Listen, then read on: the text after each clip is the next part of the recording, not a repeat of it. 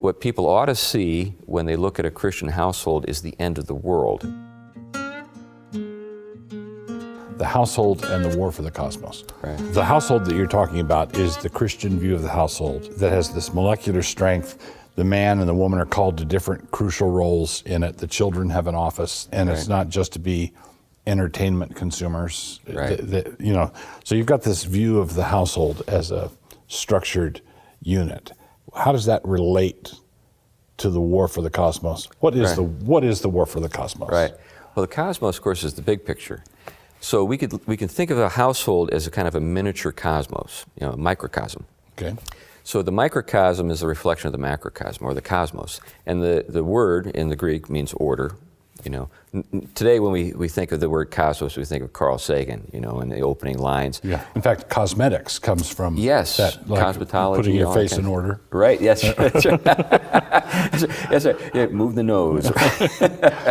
Yeah. So if you try to situate this sort of Christian and organic household within a mechanistic understanding of the universe, eventually the sort of the acidic juices of the mechanistic way of thinking they're going to eat away at the microcosm. So there's always a sense in which the things that we form are based upon our understanding of the big picture. So I think that one of the reasons why our world operates in a mechanistic manner is because we really think of it in terms of a mechanistic cosmos. It's a reflection of the larger thing that we think exists. We didn't always think about it like that. There was an older way of thinking that I think is a more accurate way of thinking, that the cosmos is something that is sort of the household writ large, or we could say that the household is the cosmos miniaturized, and there's a relationship. Instead of an impersonal, grinding corporate machine coming down to the household level, instead of that you have this organic microcosm showing us that the whole show is personal. That's exactly right, and that's what Paul does in Ephesians. Okay. So like when we think about a household today, we kind of think about a relationship of a husband and wife as sort of their thing. Oh, isn't it nice? They have their thing.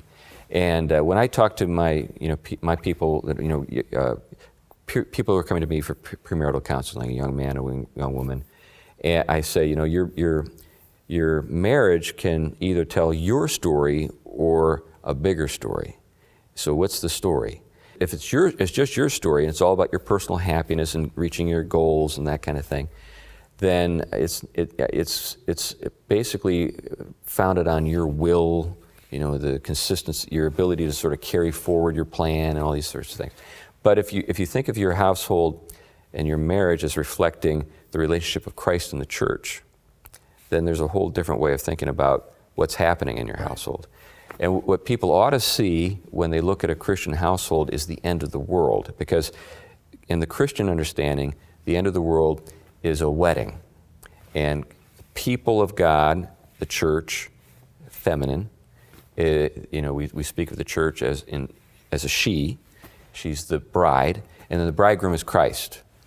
And at the end of the world, we have the great wedding supper. We have this marvelous image in Revelation, and everything up until that point is pointing to that. You read the Gospels, you read the epistles; it's all pointing in that direction. So our households and this union of man and wife, one flesh, is a kind of a sign, you could say. It's something that points to the end of the world.